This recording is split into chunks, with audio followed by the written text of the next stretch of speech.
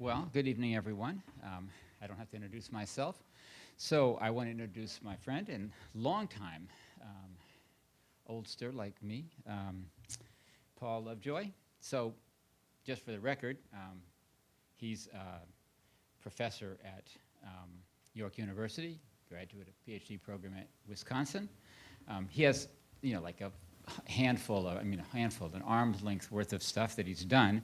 I'll just mention a few of them. He is a fellow of the Royal Society of Canada, which I take that to be a really significant honor.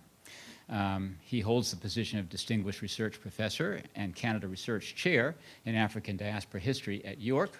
He's been at York since 1971. That's about when I was born. maybe not. Anyway, that's what we call institutional loyalty. He's been there for a very long time. So I know Paul. I'm an Africanist like Paul, and like Paul, I'm an Africanist who's also moved from Africa to the diaspora, which is probably why they invited me to come.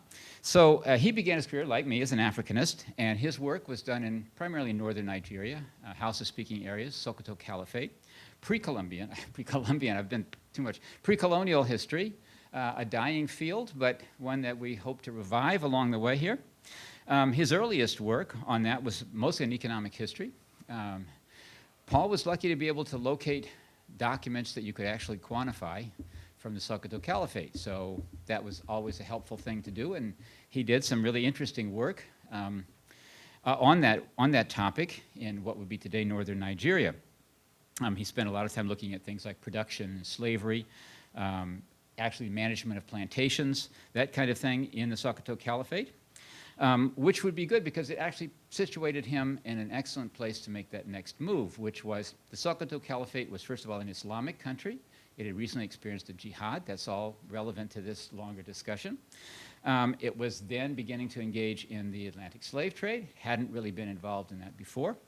And this particular moment was the moment in which, so Paul's work was sort of situated. Yeah. And from there, he actually went to look from slavery studies to the Atlantic slave trade. And his contribution to the Atlantic slave trade was very significant in his book, Transformations of Slavery, which was one of the first books to actually address the question of the African side of the slave trade, in a systematic way. And that book, I think, was a transformation in the way we looked at the slave trade and African history during the period of the slave trade.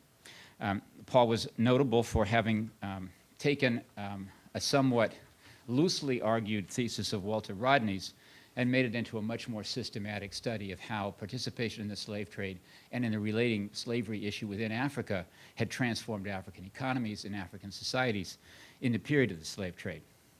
This ultimately drew him into the history of the New World, never forgetting the Africanist perspective. So along the way, while he's doing this wonderful work, he also created, maybe not quite that, but created African studies in Canada. He was very good at attracting money, and he was able to build at York a world-class center for African studies. He did that with a lot of support from the Canadian government. We in the States were really jealous of him. I remember watching all these people going to York. York was like, okay. And that was, what was good about that was he very early on combined African history and African diaspora. I don't want to say he invented that because that probably belongs to Howard University, but we'll give him credit for really marrying those two in a very systematic way. And so part of the work that he did there was to, directing that, he has a zillion projects that went on in that thing, but one of the things that obviously we're going to be associated with today was the African Biographies Project, which Paul has dubbed freedom narratives rather than slavery narratives. The people he's studying are people who were born free in Africa, became free in the Americas, and experienced slavery in between. And their biographies turn out to be really an important source. Well, first of all, there were a lot of them, many more than we thought. Most of us knew about Phil Curtin's edited book way back in the 60s, which was a real starting point for getting at the African side of slavery by experience of the people who had been enslaved themselves. Paul went and did the hard groundwork to get a lot more of those biographies together. And out of that, he's published a couple of books.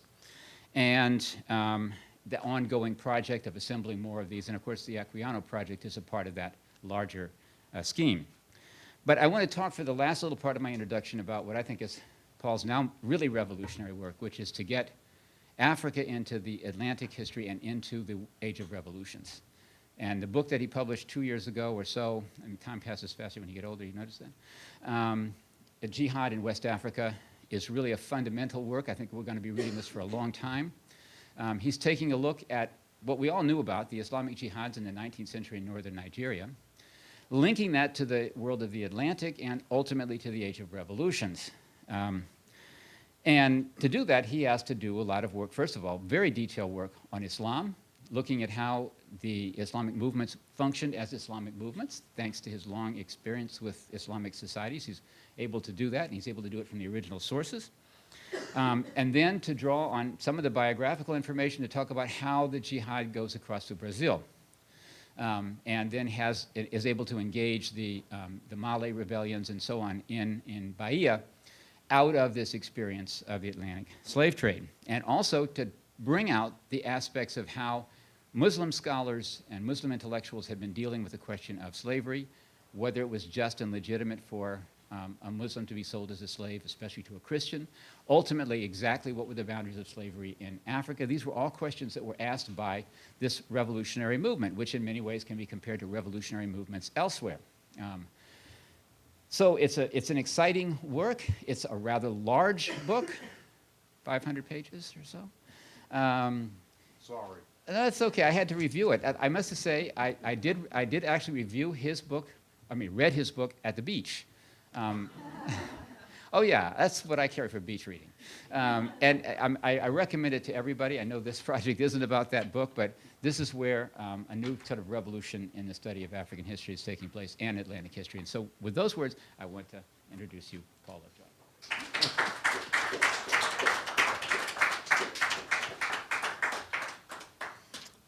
Thank you very much, John. John and I do go back indeed a long way, and he's one of the, I think, few people in the room that I can actually speak Hausa with. Although I think probably his house is a lot better than mine. But he does draw out one thing which is important in terms of what I'm talking about in terms of Gustavus Vassa, Equiano, is that because much of my work really has focused on Islamic Africa, and that really is where certainly all of my early research was focused entirely on that. One of the reasons that I became fascinated with Vassa was precisely because he wasn't a Muslim and had no connections at all with the Islamic world.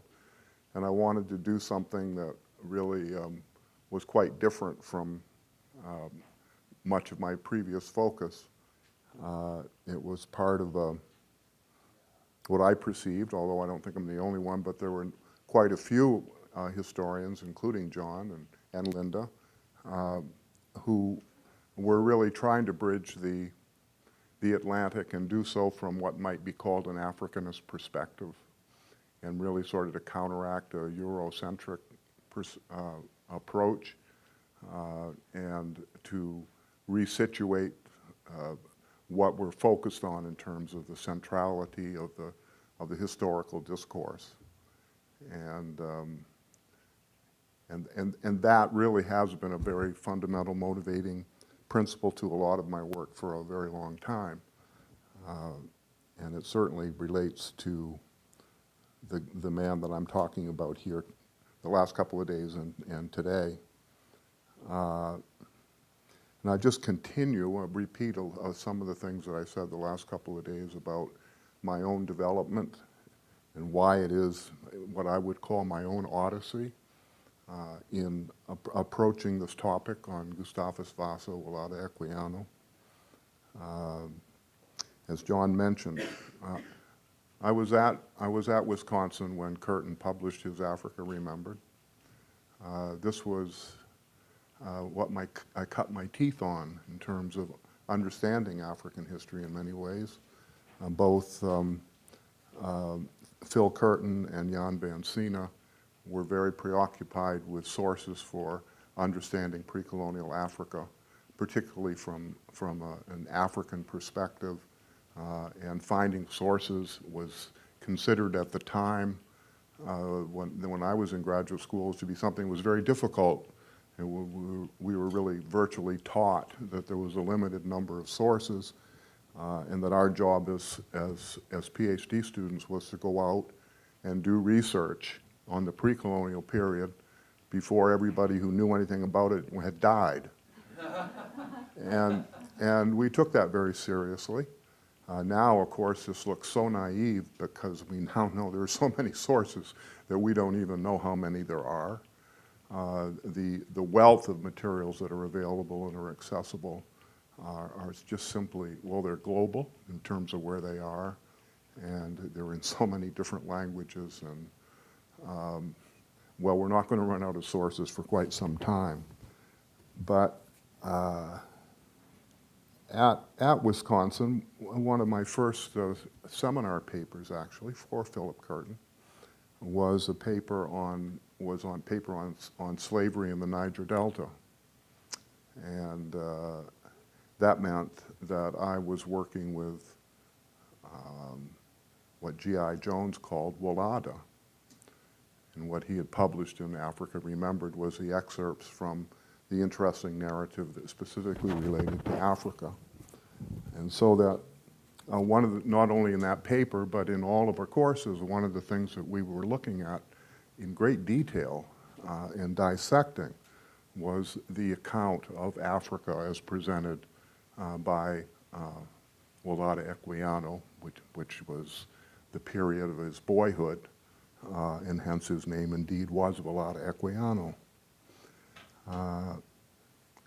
And I incorporated information about him and used him in various of my works for quite a long time, as other people did too.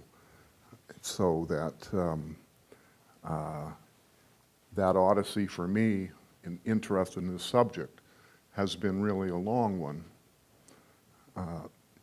Edwards, as you know, it was the scholar, Paul Edwards was a scholar who really popularized the use of Gustavus Vassa's African birth name, and most scholars subsequently to that in the late 1960s continued to use the term, use the name Wolada Equiano rather than the name Gustavus Vassa, even though the earliest discussions and use of the interesting narrative referred to the author as Gustavus Vassa, or used the name Wolada Equiano because it was the birth name and that was his name when he was in Africa.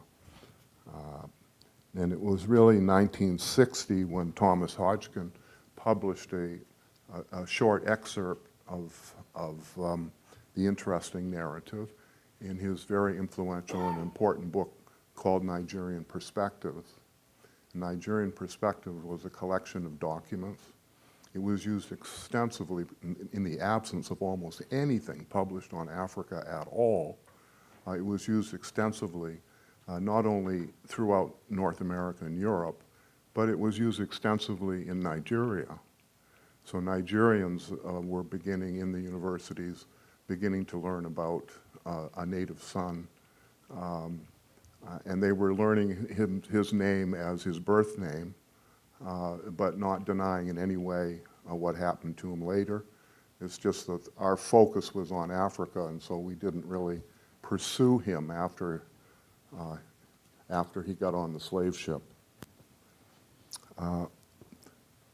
Ironically, this confusion in what I call confusion in the evolution of the name that he's been addressed, whether it's Wolada Equiano or Gustavus Vassa, raises issues that Ira Berlin and Jane Landers, for example, have referred to as Atlantic Creole, that emphasizes the centrality of the broader transatlantic world that was so closely intertwined with slavery and the enforced African migration to the Americas, and yet the development around the Atlantic, the edges of the Atlantic, the emergence of a transatlantic coastal society that was what they were calling Atlantic Creole.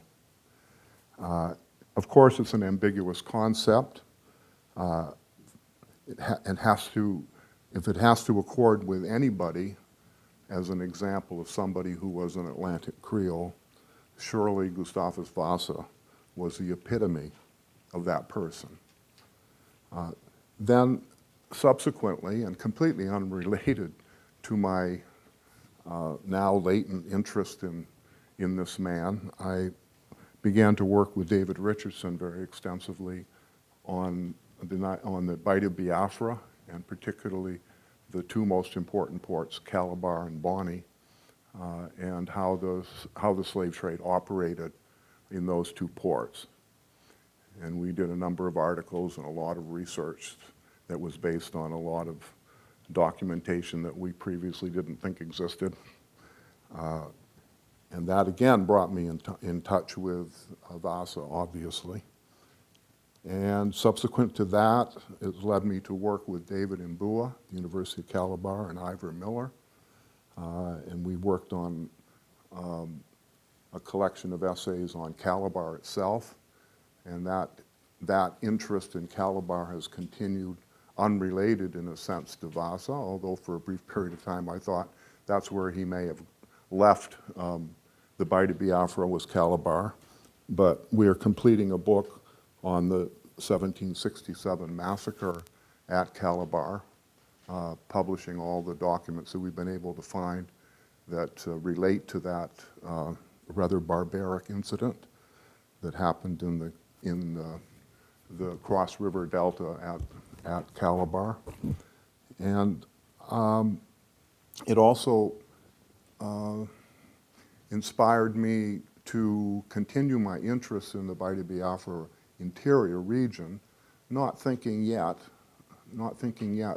to focus as a major project on Willada Equiano Gustavus Vassa. It led me to work with Carolyn Brown on a project where we brought scholars together at a conference at Nikki Lake in Enugu, and subsequently published those essays, in which by this time I had now become really fascinated with the man and realized that this was going to be a long-range project, and it has indeed turned out to be an extremely long-range project. I also was involved with Ugo Nkwoji, who was a PhD student at the University of Toronto, and very much involved in helping the development and interaction with the analysis of the slave trading network in the interior of the Bight of Biafra that was controlled by Aro merchants from Aro Choku, and then their subsequent satellite communities that they established throughout the Igbo and Ibibio interior. So that too made me think more and more about this area of Africa, which in a certain kind of way, I've never considered myself an expert on. I don't speak Igbo. I don't know Igbo, and I don't feel comfortable in a certain way with all of the geography of the region, which is a very complicated geography with a lot of towns and villages and village sets, and it's very complicated. But despite that feeling that in a certain way I'm always was an outsider, because I'm a scholar of Islamic Africa, not of non-Islamic Africa, more and more that I collected, the more and more I understood that this was really an important project. The challenge to the authenticity of Vassa's account, and indeed the confusion, what I would call the confusion over what his name was, sort of also was a real challenge, because it seemed to really suggest to me that everything we had done in graduate school and all the discussions we had was completely false and completely wrong. And wow, that was pretty tough to even contemplate, let me tell you, since we had spent so much time at Wisconsin and subsequently talking about this man as so many African historians have, that this was just an added incentive to doing something in detail. Now on this opening slide, I'm showing you two things that I want to talk about. One is the top is the Haymarket in London before London was completely, this part of West London, the western side of London was completely rebuilt in the early 19th century.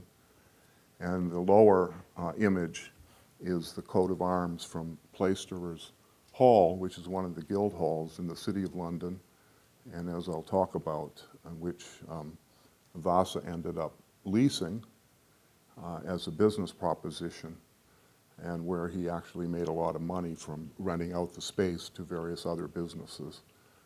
It really, in a sense, it was the ultimate step for him in terms of his own financial security, security for his family, and that venture is quite interesting. So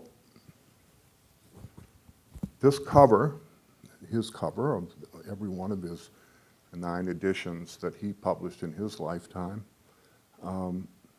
shows the man, but to again back to the confusion, not just about his name, there's a confusion about who he is. We can pretty darn certain that the man that's on the cover of his book is him. But there's another portrait which has been shown again and again, and is indeed on the poster for this lecture series, where it's been challenged that this is not him, even though it's been claimed that it was him. And I'm of two minds myself, and so I'm going to throw it to you because I'm not an expert on art history, but these were painted by 2 different artists, and I'm not saying they are the same man, but I'm also not saying to myself that they're not. And I don't know what the answer is here, but there's been so much research going on around these topics that I fully expect that someone's going to suddenly discover something that will help us decide whether or not the image on the right is the same as the image on the left. I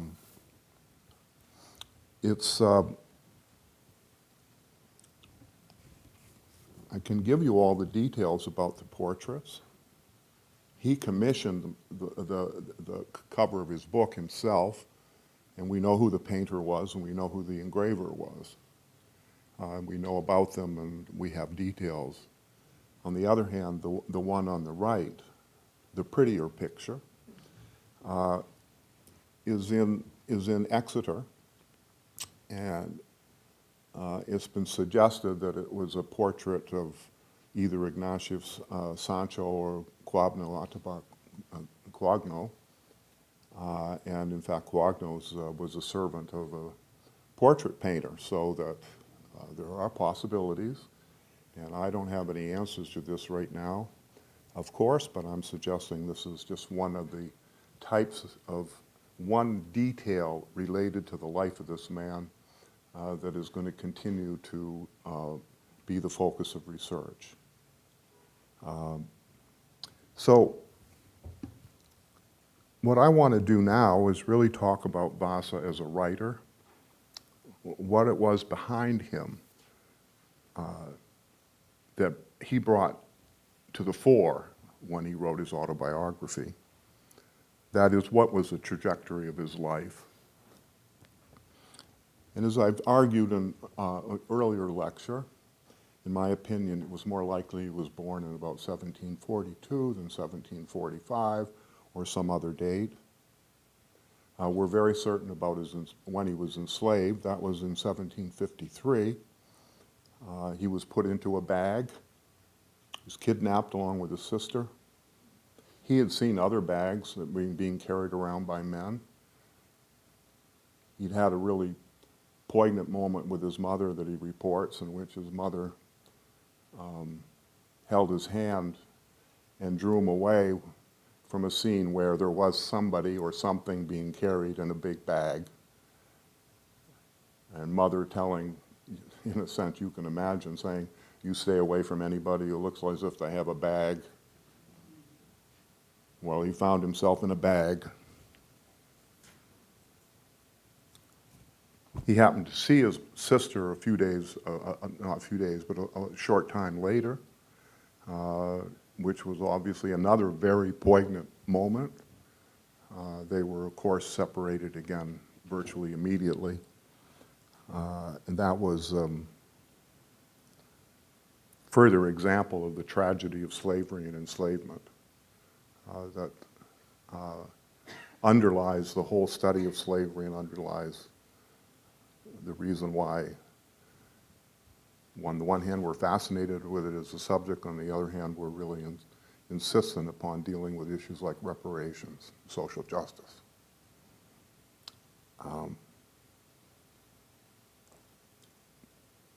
He, just to show the emotion involved, later he also described a situation in Spain where someone said, "I've seen your sister," and he got all excited, all emotional, even though in his own mind, of course, he knew that was absolutely impossible, absolutely impossible. And of course, all he was really being told is there was a black girl. And so he realized it wasn't his sister, of course, but the hope he had, beyond all hope, that it might have been his sister, again, emphasizes the tragedy that underlies enslavement and the brutality behind the system and how anybody is treated. Because when we look at Vassa in his own life and the period when he was enslaved, after he reached the Americas, and when he was in England, his life was very unusual in terms of the experience of the vast, vast, vast majority of people who suffered slavery.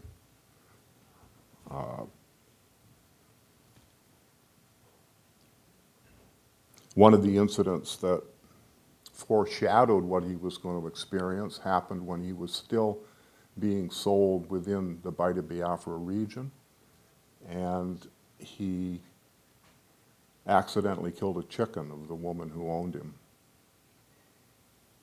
And he was terrified, which really reflects a whole series of things. It reflects one thing, he understood what property meant, because it wasn't his. And he understood what, propriety was, and that he had obviously done something that just was out of place. And of course, he temporarily ran away, hid, and he also saw it as an omen, because as I've indicated before, he also believed in predestination. And this incident was an omen. Of course, he was then sold, and when he was sold to Bonnie, approximately, I would estimate, about 200 kilometers from his home, south of his home.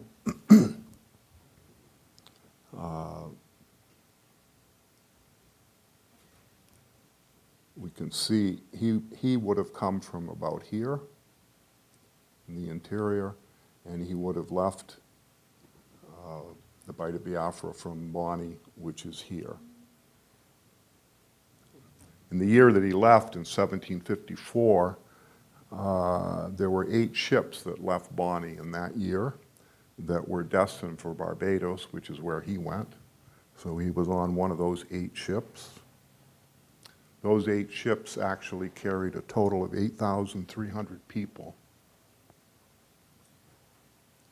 8,300 people on 8 ships. That makes these ships carrying more than 400 people each. And in the context of the transatlantic slave trade, these were large ships. These were big ones. And Bonnie had that reputation, for one reason, because of the anchorage in the Niger Delta. It was possible for large ships to go there.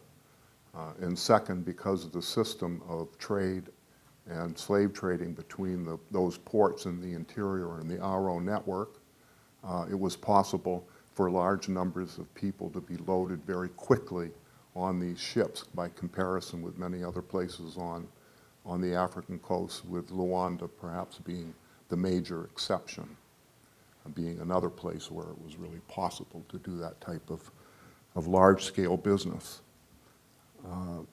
8,300 people on those 8 ships. About 1/3 of them were children like him. About 40% were adult males, and over 1/4 were women.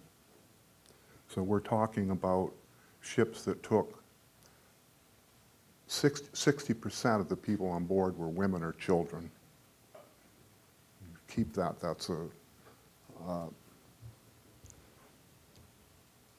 very revealing figure, since adult males were the preferred object of the slave traders going to the Americas. Virtually everyone who would have been on those ships would have been Igbo or would have spoken Igbo.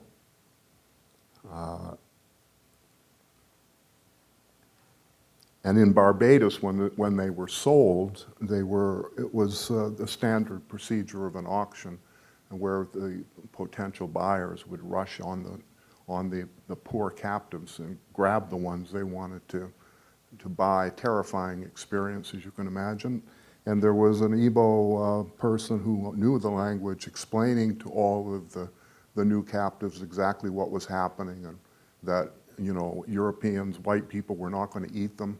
They were going to make them work, and trying to, in a sense, socialize them in the midst of this brutality of the way the auction proceeded.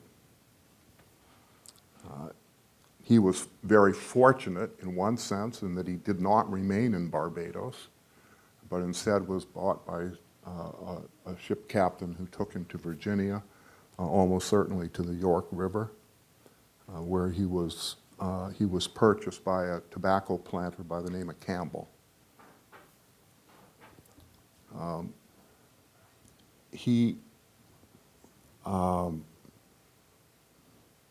His first, not year, but from his time in Virginia, over the next several months in 1754, he had a very unusual experience too, because again, he was not being treated with the brutality that most people were being treated. For the tobacco planter, he ended up being the boy brought in from the fields because the planter was sick and he got to fan him. So his job was fanning the guy in the hot Virginia summer, and you can think of much worse things to be having to do at that time than fanning the guy. And similarly, when he was purchased by Michael Henry Pascal, the captain and the naval captain in the 7 Years' War, he was purchased for the purpose of being a gift to the cousins of his cousins who lived in Greenwich, outside of London. And but he didn't go to London immediately. He stayed in the island of Guernsey, which, as you know, is off the coast of France, although it's part of Great Britain. And he spent several months there in almost idyllic teenage bliss with a friend that he had made on board, Richard Baker, on board. Learning English is what he's really doing. Playing with other kids who were not slaves. There weren't any other slaves there. And a very unusual way of an experience, completely opposite of what the vast majority of people that were on those slave ships experienced. Then he spent the next period of his life as a slave to Pascal in the 7 Years' War. And again, his experience was far from typical. It was completely unusual. He was treated much more like other boys on board those warships, which meant that when there wasn't any action or when they were just floating around on the ocean, they went to school on board the ships. And that's where he got his education. That's where he learned arithmetic. That's where he learned to read and write. By the end of the 7 Years' War, he's even keeping a diary. We know he's keeping a diary because he reports that it was confiscated when he was sold to the Caribbean in 1763. Nonetheless, that experience of being in the 7 Years' War in an unusual situation meant that when he was sold to the Caribbean, he was extremely valuable. As a slave, he was extremely valuable because he was literate, he was obviously smart, and consequently, when he was purchased in the Caribbean, he was purchased by a merchant who had quite an extensive trade, inter-Caribbean trade, and a trade to Charleston, Savannah, and Philadelphia at that time. And so in the Caribbean, rather than being on plantations, he was in fact acquiring additional skills and was allowed to trade on his own behalf, small items that he could store on board the ship and then sell later. And he recounts the details of all of those sales and so on. And he was able to save enough money to purchase his own freedom. And while there were many, many other enslaved people in the Americas who were allowed to purchase their own freedom or who obtained emancipation in various ways, nonetheless, his experience is still very, very unusual.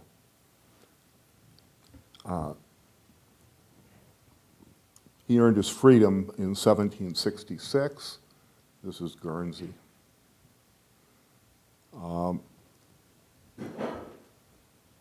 And he continued to work for his former master for a number of months, but eventually went to London. He went to London, and this is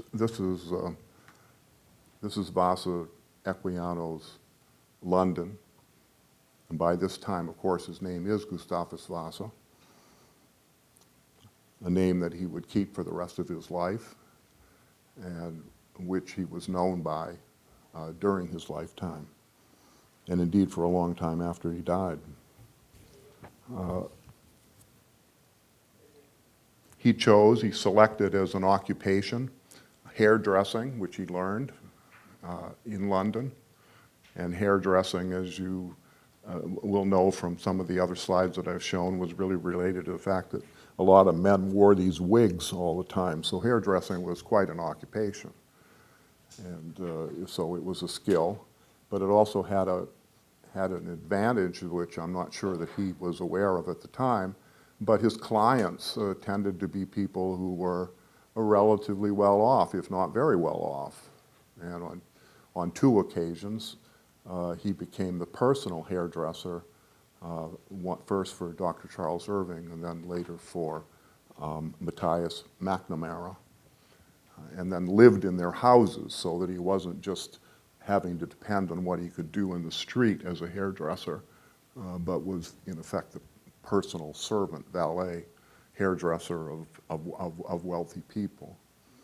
And in both those situations, it put him in a position where he was exposed to, met, interacted with an array of extremely important people in British society, British reformers, military people, religious people, so that he had a network that was, again, extremely unusual.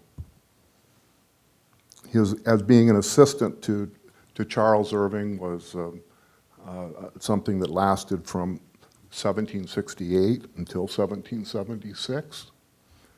They didn't part on the best of terms, and in fact, Vassa says as far as he was concerned, when he left Irving for good, which was in Jamaica, Irving died from poisoned fish.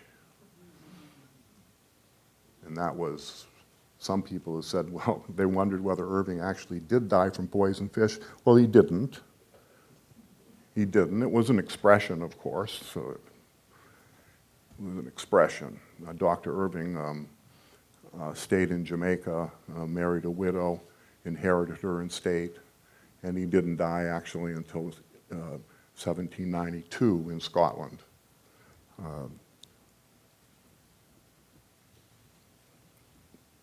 But besides his two major things that he did with Irving, one was the Arctic expedition and the demonstration that the desalinization device that Irving had claimed and had received a patent for from Parliament and received a lot of money for was this apparatus to distill seawater into drinking water. So that was that whole enterprise and working in that way brought him in contact with Joseph Banks, the founder and longtime president of the Royal Society, brought him in touch with James Watt, who invented the steam engine, brought him in touch with a whole bunch of people, some of whom actually stayed with Irving on Pall Mall in London when they were in London. So that his intellectual interaction was quite considerable. And the second venture that he did that was significant with Irving was the abortive Mosquito Shore plantation scheme, as I talked about previously, to produce castor oil for British industry. That was a venture with Alexander Blair, and Alexander Blair went on to become one of the wealthiest industrialists by the end of the 18th century, although he subsequently lost all of his money because he drank a lot and gambled a lot. And his wife actually wrote a novel about him where he doesn't come off looking too good. And,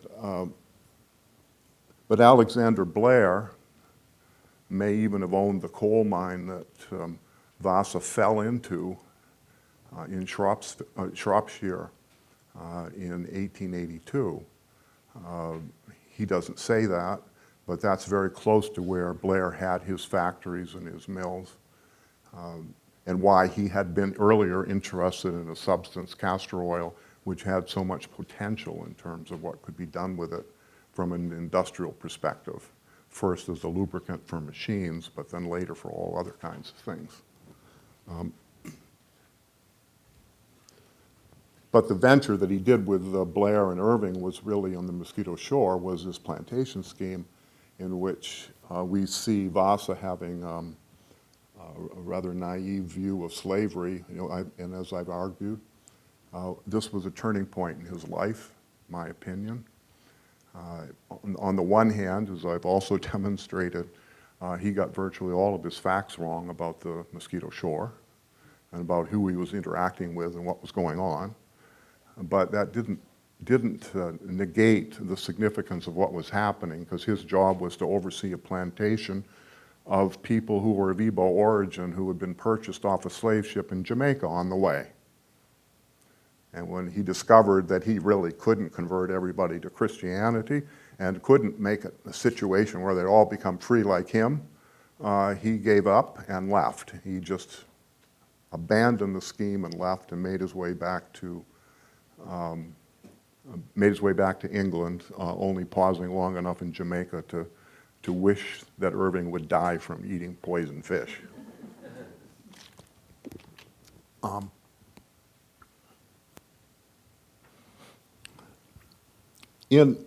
Back in London, this is his London, he, arriving back there in 1776, this is a really crucial time. There was a gap in his autobiography and in the information we know about him, because as you'll recognize from the date, this is the period of the American Revolution, the War of Independence.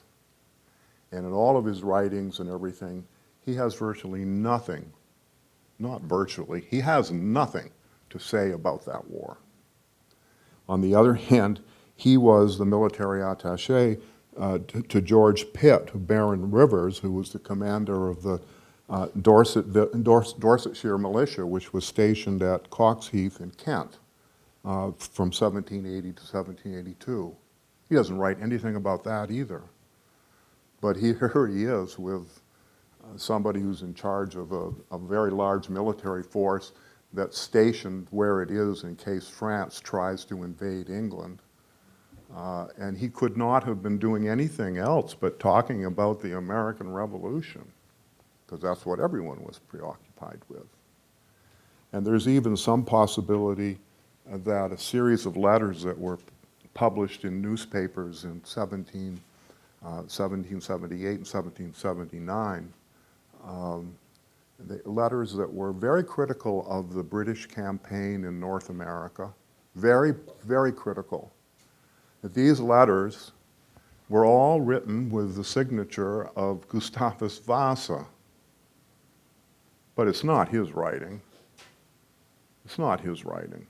It's not the same style, but these letters are all about, and in my own wishful thinking perhaps, because I can't prove it, I think these letters were actually written by Matthias McNamara, with whom he was very closely associated with and who he lived with in 1779. It was Matthias McNamara that wrote to, who wrote to the Lord Bishop, I got his title wrong, but the head of the Anglican Church in London, requesting that Vassa be appointed as a missionary to Africa, which is what he wanted to do. He wanted to go back to Africa. Now that request and that letter, which are in his autobiography, they were not acted upon. There's probably several reasons why. One, there was a war going on.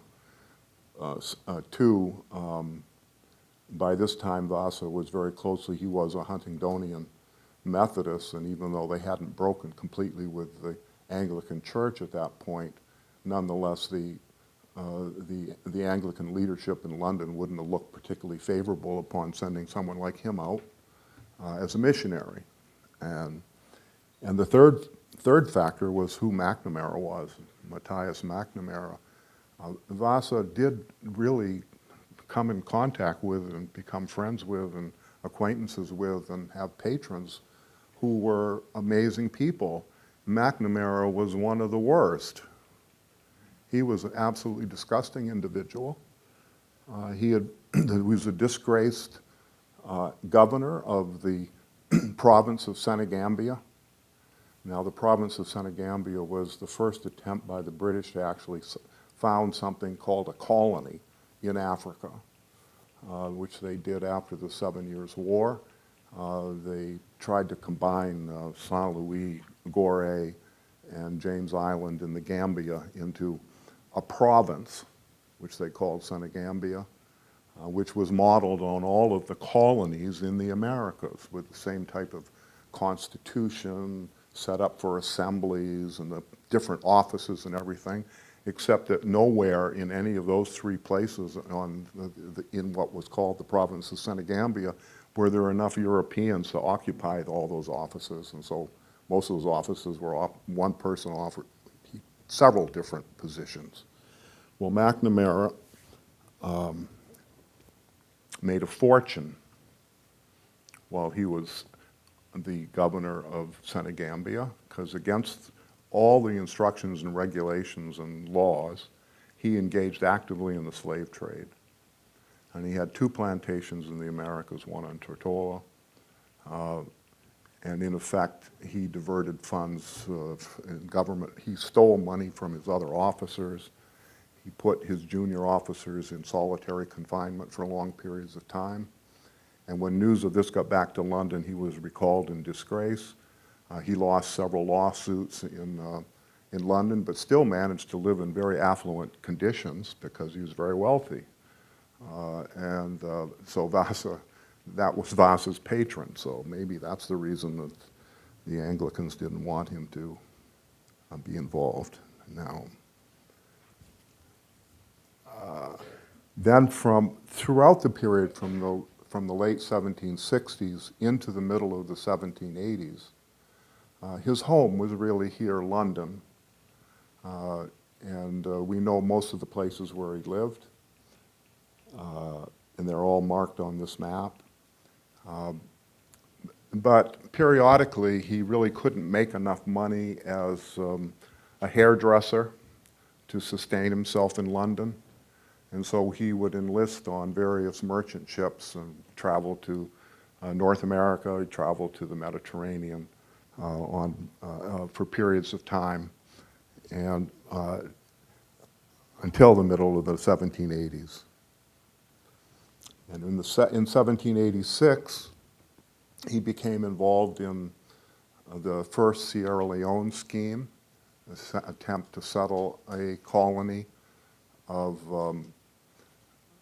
initially people who were called the poor blacks of London, the black poor of London, and he was appointed a commissary of the black poor, which in effect was a government position with a salary. And the problem was he ran into conflict with the head of the Sierra Leone enterprise, Joseph Irwin, because the venture was completely mismanaged. And Vassa saw that it was mismanaged, and he complained and made it public, and that got him fired, of course. But he was completely right, because almost everybody who went to Sierra Leone on that mission died. They arrived at the wrong time of the year in terms of planting. They didn't have enough food. It was a disaster. It was just an attempt to rid London of some of the people that they referred to as the black poor, and not even all of the black poor were black. A lot of the women had been arrested and in jail for prostitution and were white, and so that it was a very mixed, but they were all called the black poor. But at the same time, he then became and began to show real leadership abilities, because he came involved with a group that were known at the times that they called themselves the Sons of Africa. It was a group of about 15 prominent blacks that had emerged in London in the 1780s, which included various educated, formerly enslaved Africans and prominent black writers. The group consisted not only of Gustavus Vassa, but about 15 other people, including Ottobah Quagno and others that I could go into detail about. They sought to make known the horrors of the slave trade and about the horrors of slavery. They wrote letters to newspapers and wrote letters to politicians, many of which we actually have, that provided an analysis of the slave trade and slavery that was an important development in the abolition movement that was already beginning to gain some steam under the leadership of Clarkson and then Wilberforce, and was also very closely supported by James Ramsey and Granville Sharp.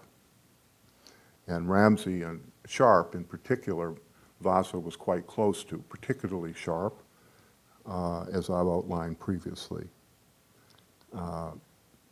The Sons of Africa referred to Clarkson as their constant and generous friend. So there was an ongoing interaction there that was important. They kept in close contact with other British abolitionists, including those that I've already mentioned, but also the MP, Sir William Dolben, who was responsible in 1788 for leading a campaign to enact legislation that would limit the number of enslaved people who could be on board a ship depending upon the tonnage of the ships. It was one of a number of efforts of reforming or trying to control slavery to take away some of its barbarity, which of course completely failed. So at this time he became very close with a number of Quakers who had deemed the whole slavery issue a moral issue and were excommunicating members of their own religious affiliation who were connected with slavery in any way, which makes it very strange because Vassa's owner in the Caribbean was a man by the name of King, who identified himself as a Quaker from Philadelphia. Another dimension of the difficulties of doing research is to try to find out King's identification and associations and the two sisters he claimed to have had in Philadelphia. Well, so far, no one has discovered any of those connections, despite a lot of work.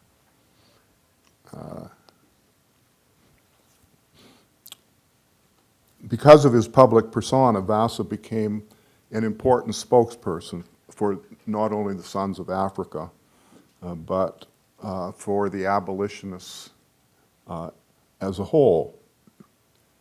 And among the people that he met, he knew the Speaker of the House of Commons, he knew Prime Minister Pitt. In 1789, actually in 1788, when the first of the hearings that related to the slave trade, although the formal hearings didn't begin until 1789, he attended every single one of those hearings. So he knew all the witnesses. He wrote letters and said, I want to testify. They never asked him to testify, although one of his letters is published in the collections of materials that relate to those hearings.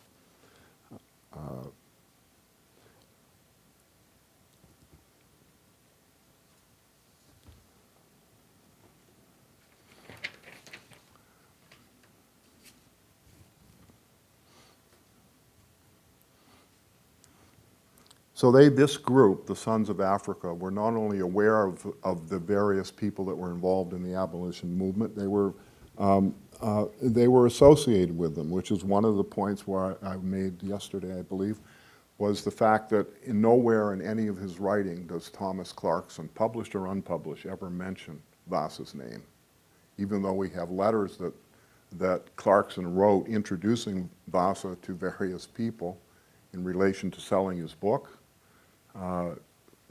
Clarkson chose, as many other abolitionists chose, to completely ignore any of the input from people of African descent.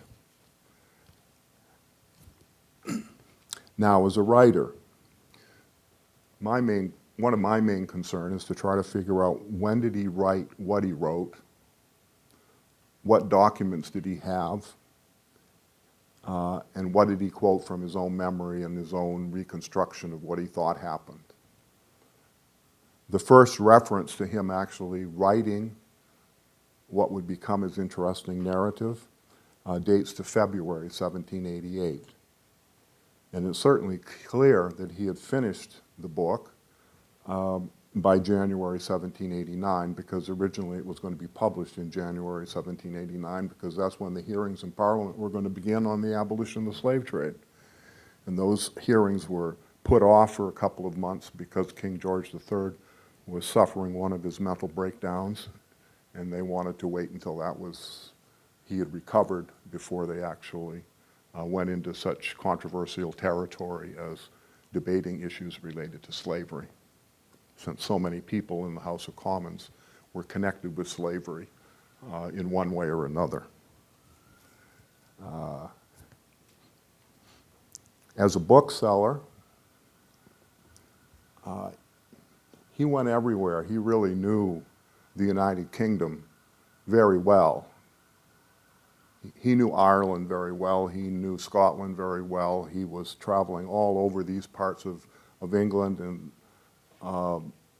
and Wales. He was a conspicuous figure. He was an excellent speaker.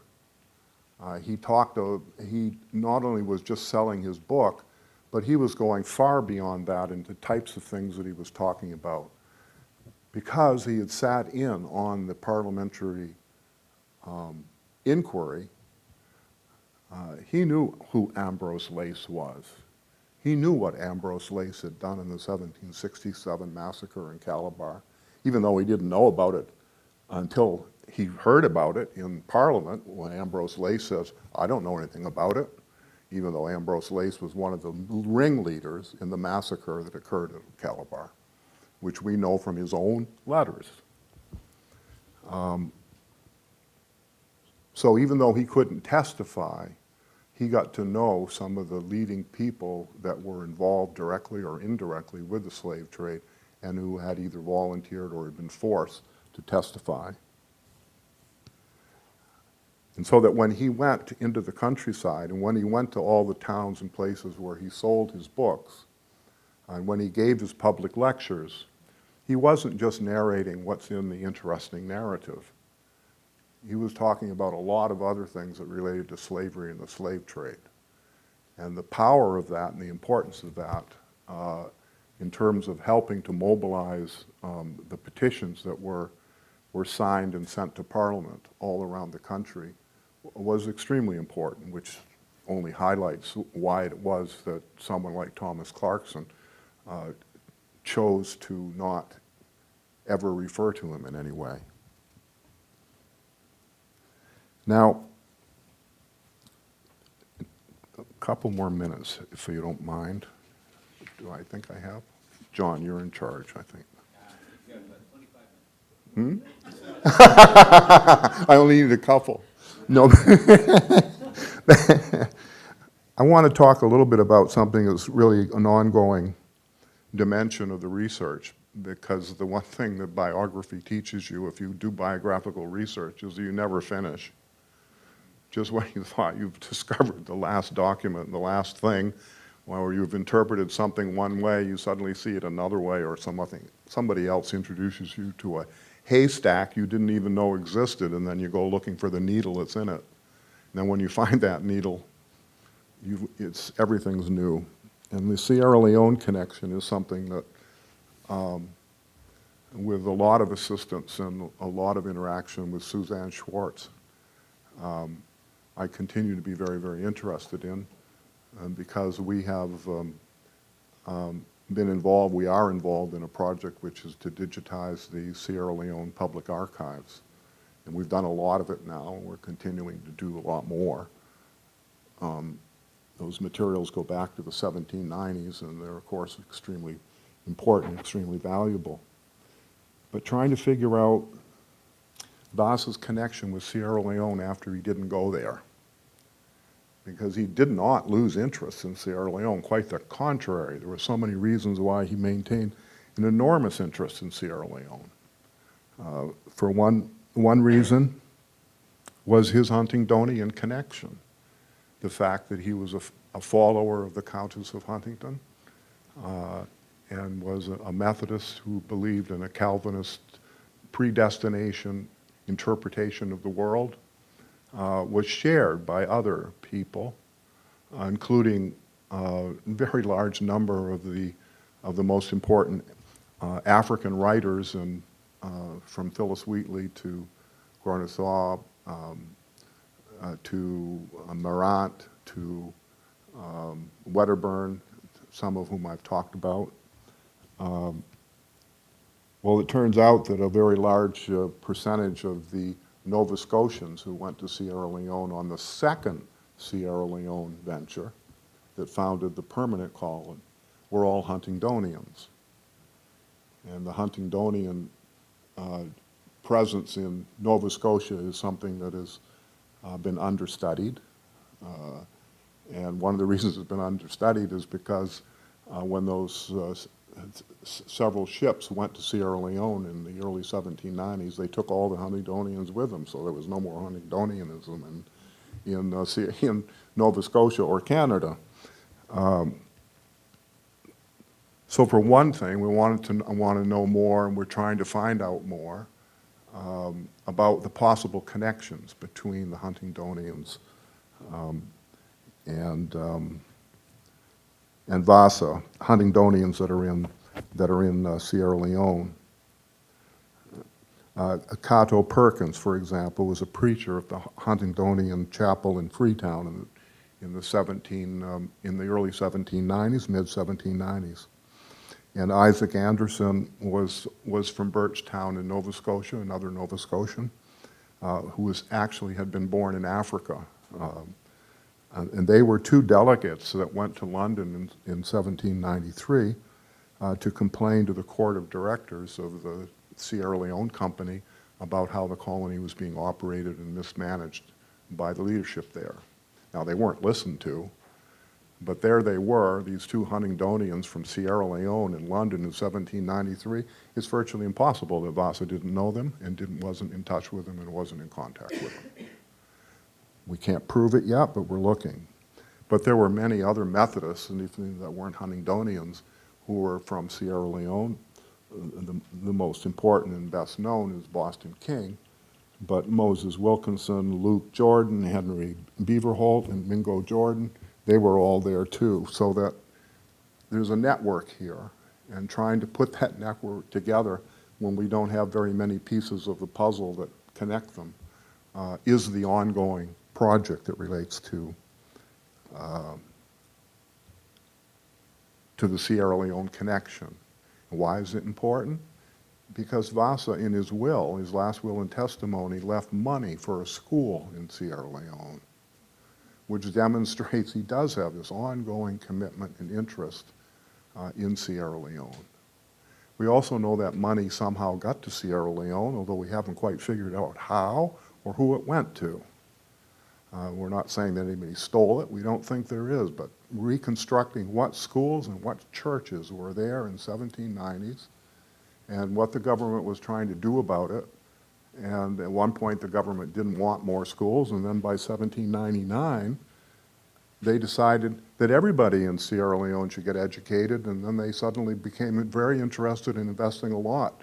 Well, they were short of money, so where did they get the money from? Was it Vassa's? We don't know. But for us, that's Suzanne Schwartz and myself, these are the types of questions that not only mean that we want to know whether Vassa met Cato Perkins and Isaac Anderson when they went to London, but we want to know what kind of ongoing correspondence there might have been between the people in Sierra Leone and Vassa. You see, one of the things unfortunate is that we don't have any of the papers of Vassa. None of them have ever been discovered, or the manuscript for his different editions of his books, letters. None of this has ever been. Now, his solicitors at the time of his death got all that stuff, and what they did with it, well, we've been trying to find out, but we haven't. And it would be certainly wonderful if we could.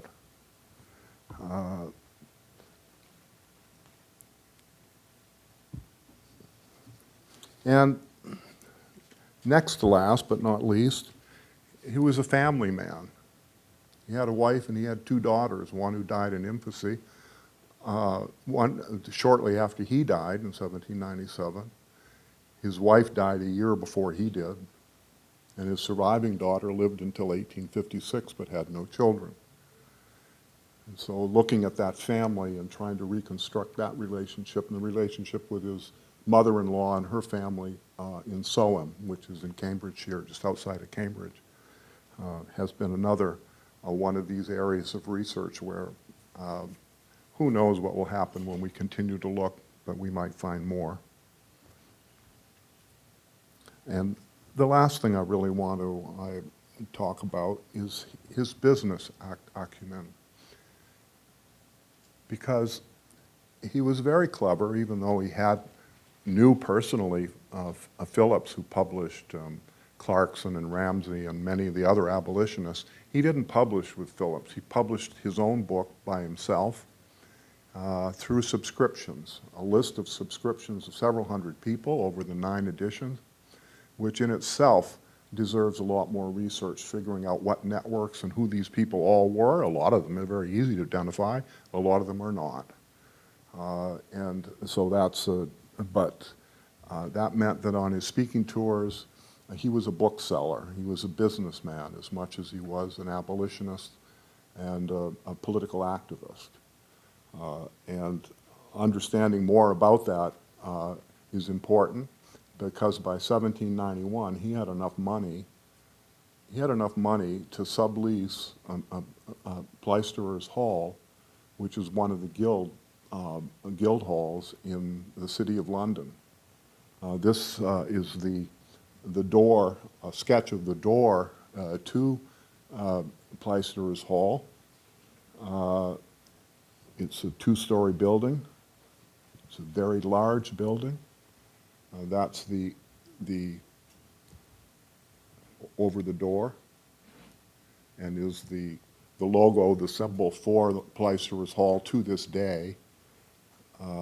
Placer Hall still exists. Today, you can find it if you know London, and you know the City of London Museum, where it is, which is right on the remains of the London Wall. There's a walkway connecting bridge between the museum and current Placer's Hall. The current Placer's Hall is not the one that was there then. That was destroyed in World War II, and I'll show you a picture of the current one in a minute. But first, let's look at Placer's Hall itself.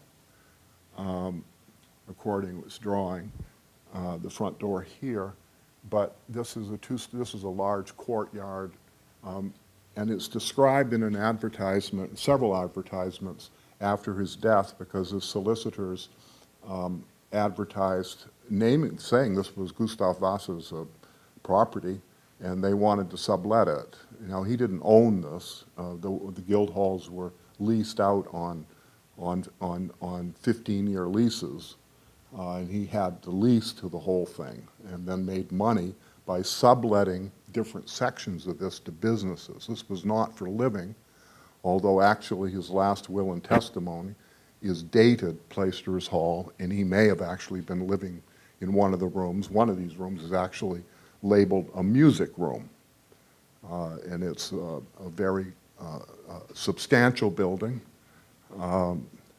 It's so substantial that this is what it looks like today. And they still do the same thing. You realize that these guild halls were the Placer's Hall was actually founded in 1556, and it was a corporation. In many ways, a modern corporation, even though it was pre-modern in terms of its origins, because what it operated on as a corporation was the renting of space, and the profits from that being turned back into the hall, which was also often used as the current one is. I didn't do pictures of those rooms, but gigantic ballrooms, most ornate, very wealthy. This is the atmosphere. You want to get married in London, you get married in West Placer's Hall, for example. Gigantic. And that's what the current business is. The board of directors of the current Placer's Hall is very much like the one that Vassa leased the building from in the 1790s, ultimately going back to the guild of people who did plastering, and that's what its structure was, like all of the other guilds. So that he certainly was a wealthy man by the time he died, by comparison for his time. And if he had lived longer, he would have been a lot more wealthy because of the investments he had made. But he didn't live longer. 1797. Actually, in 1796, shortly after his wife died, he sent his two girls off to live with her mother in Soham, and he stayed in London, obviously, to manage business, and by November 1796, he's reported in good health, and by 31 March 1797, he's dead. He appears to have died from diphtheria. We know that only for two reasons. One, he relocated in the month or month and a half before he died to Paddington Street, right next to Paddington Hospital, which at the time was the hospital in London that dealt with cases of diphtheria. And he had a nurse who lived with him when he died. And the last known visitor that we know of who visited him was Granville Sharp, whom he had known and been close to since the early 1770s. And Sharp reports that he could barely hear him. He was so inaudible when he spoke. And diphtheria is a bacteria disease that attacks the lungs and the throat and the mouth. before it becomes fatal. So that's what we suspect, or at least what I suspect. And the last detail, well, before I get to the last detail, as I noted before, we finally, after so long, know exactly where he was buried. And it was at Whitfield Chapel, which was right around the corner from where he had lived for a long time, on Tottenham Court Road. For those of you who know London, the current building that stands on this site is known as the American Church. It's right next to the Goodge Street Underground station. And there's a small park that's between the church and the Underground station. And it's almost certainly that it's under that park, which is where his body is. So the final thing, of course, is this abolition of the slave trade, which happened 10 years after he died in 1807, which he did not live to see, and which the abolitionists that were responsible for moving that to its final conclusion were pretty consistent in ignoring his existence,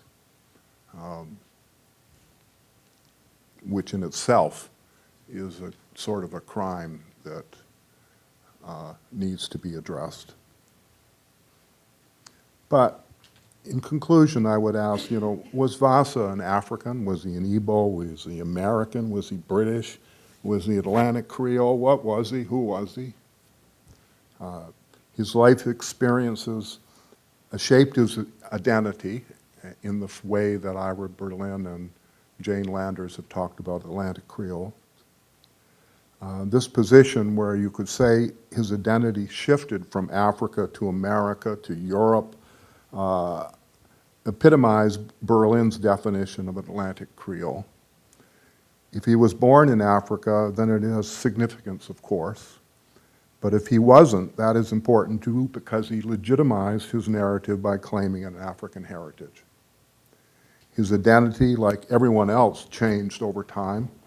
Perhaps he was a slave, he became a slave owner, overseer, to abolitionists.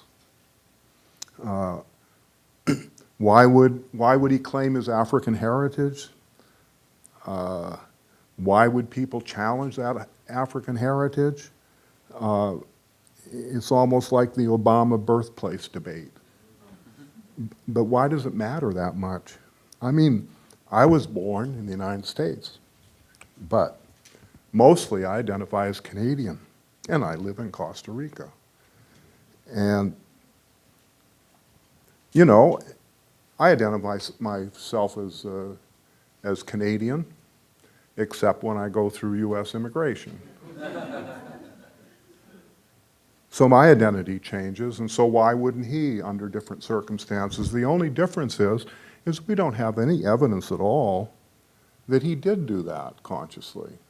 The evidence that we have is he wanted to be known as Gustavus Vassa, and he in no way anticipated the political and moral issues that faced later generations and led to the adoption of his birth name as the name by which he's known, because of its Africanity, because of its recognition.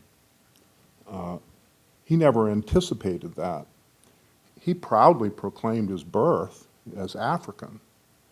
And I would argue that the reason he says on the cover of his book, an interesting narrative by Walatta Equiano or Gustavus Vassa the African, the only reason he mentions Walatta Equiano on the cover of that book is to demonstrate and prove another example that he was indeed born in Africa.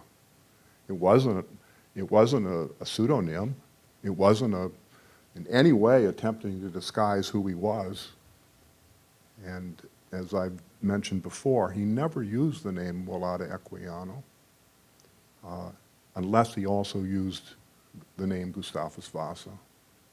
And after a certain point in time, he always identified himself as Gustavus Vassa the African. And on his daughter's graves and on his wife's grave, they mention wife or daughter of Gustavus Vassa the African. And so it's the African side. It's not so much the name is really important, and his identity in that way. And he certainly comes through to us today as a major figure in the history of the fight against slavery. Thank you.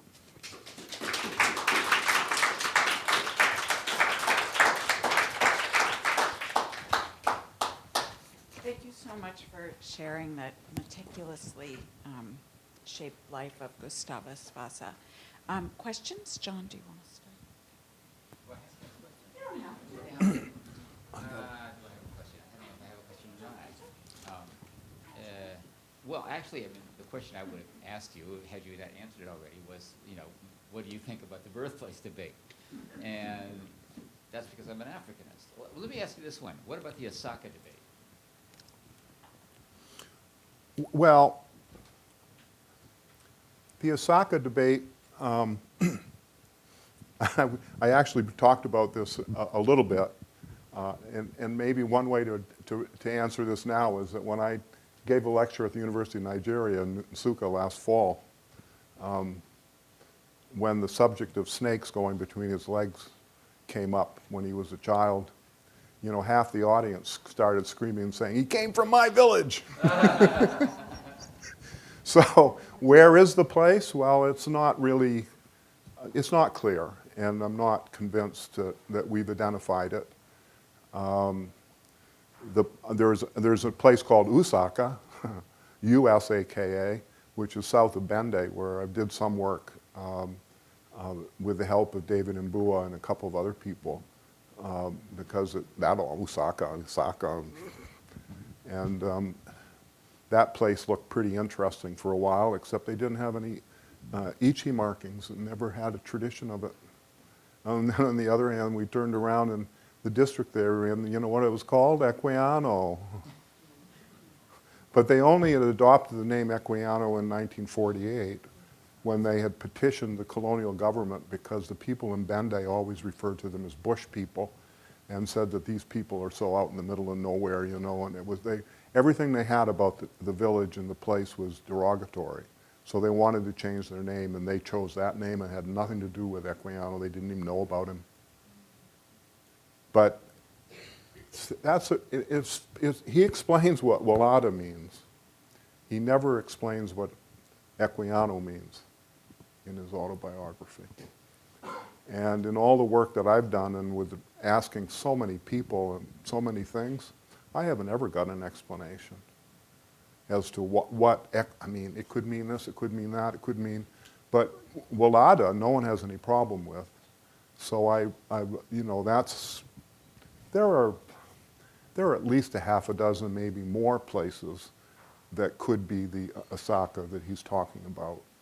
Certainly not the one that G.I. Jones identified, which is the biggest weakness in his introduction in Curtin's book, because he had him born at a place that sounds like Osaka on the west side of the Niger, because he wanted to,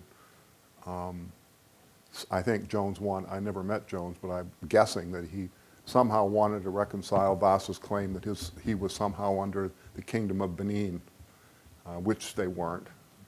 And I think Vassa wrote that because he was trying to make sense of Benazet and other people that he read and put what he knew about his past into some context that was bigger. And so so it can't be that place. Why? No Ichi. And no tradition of it anywhere in the area. So it's not, these traditions can die out, but in a place like the Osaka that Onuchuno has claimed, and actually even before her, Chinua Achebe and some others have suggested as a possibility, the place is near Orlu, it doesn't sound good. The only problem is that all the information that's been passed on about what was found, about the names of the deities and all this, that, and the other, the great detail that's been claimed to have been got from oral tradition that's mixed in with tradition that said my father knew him, kinds of stuff, which is obviously it was obviously impossible. But all of the stuff around the deities and the names of the villages and other name, Elisa, that is the other name besides Isaka, that he identifies as his place of birth. It's claimed that this was all, can be explained in Isike, near Orlu. Well, I didn't go there myself, but I've been involved with a whole bunch of people who are from there or near there and who went there and asked all the same questions, and everyone said, that's hogwash. We don't have any deities like that here. And so everything in that has just been called into question, so I'm not sure what to do with it.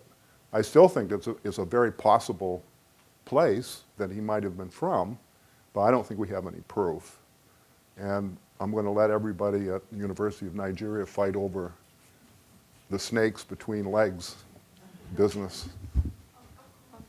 Thanks for the lecture. I have one question. Why can't he be a descendant of Igbos who, because there were so many Igbos, that came to North America, Virginia and so on, and then he heard a composite. His life is actually a composite of, recollections and so that he then put together.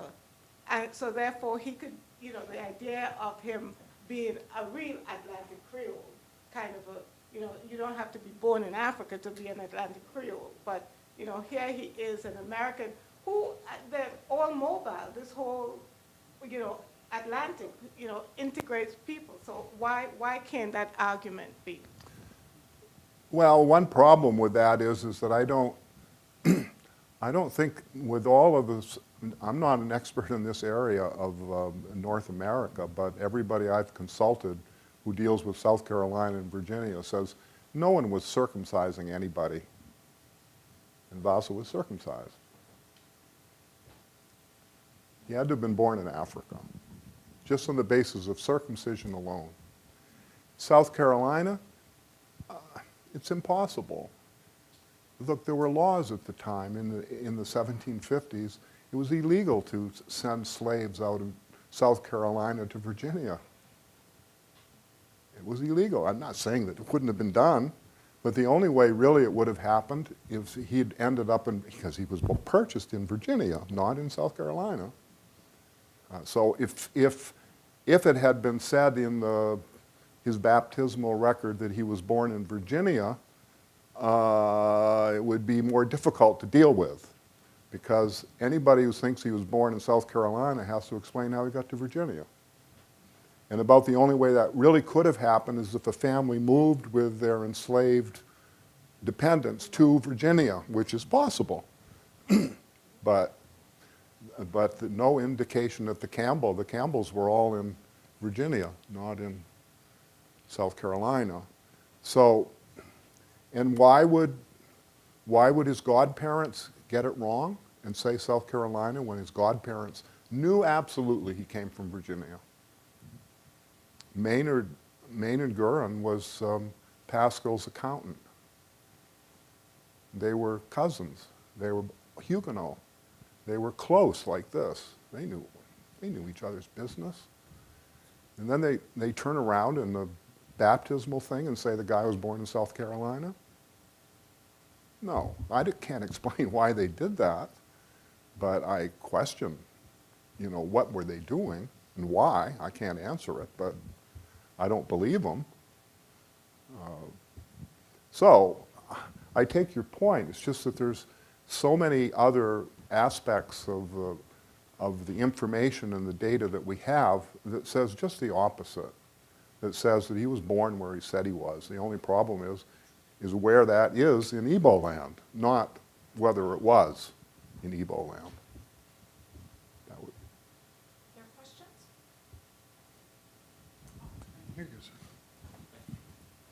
Paul, thanks for a wonderful, wonderful conclusion to this 3-day talk. I'm really wondering about the Mediterranean, right? And so if we're thinking about bodies of water, where does the Mediterranean, in sort of his voyages there, the Turkish, sort of Italian and Spanish chunks of the voyages, how do those fit in? How can we think, that aspect of his life as relates to his more, Black Atlantic travels? Well, this was actually going to be 4 lectures, but tomorrow's Good Friday. So the Mediterranean part is really fascinating for several reasons. For one, he describes galley slaves. And it fits into the whole thing I was talking about how his observations about slavery in Islam, slavery in Judaism, slavery in Africa, slavery. He was an amazing observer.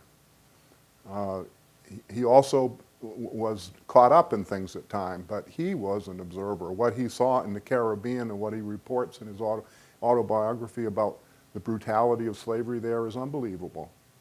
And I mean, it's shocking. It just is disgusting, many of the details, and the same with the Middle Passage. So, and when I think he was naive about what he thought he saw in the Ottoman Empire about slavery, but he recognizes that there were differences, and there certainly are. There are some major differences between slavery in Islam and slavery in Christian countries in terms of whose responsibility it is to demonstrate whether somebody is slave or not. In Western European, in the Americas, the responsibility is on the part of the slave. You have to prove you're free or not. Otherwise, In Islam, it's the opposite. It's the master who has to prove that the person is enslavable and therefore this is legitimate. So that it's legally, morally, and conceptually, the thing's turned upside down. And how that impacts on the larger institution, of course, that's a whole subject that's far beyond what I want to talk about here. But he saw differences. He didn't always understand what those differences meant. Just as in Igbo land, he reports on what slavery was like there without ever recognizing or mentioning the two absolutely worst aspects of slavery in Igbo society. One was the ritual slavery of Osu, and the other was that slaves were sacrificed at funerals. And he doesn't talk about any of that aspect of slavery there, but he does talk about a lot of other things that ring true in terms of the scholarship, in terms of what we know.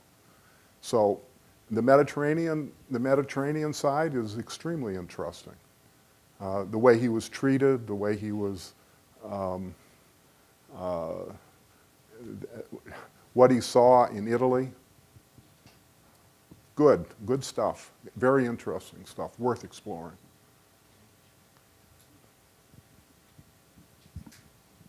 Any other questions? Well, thank you all. Thank you. Well.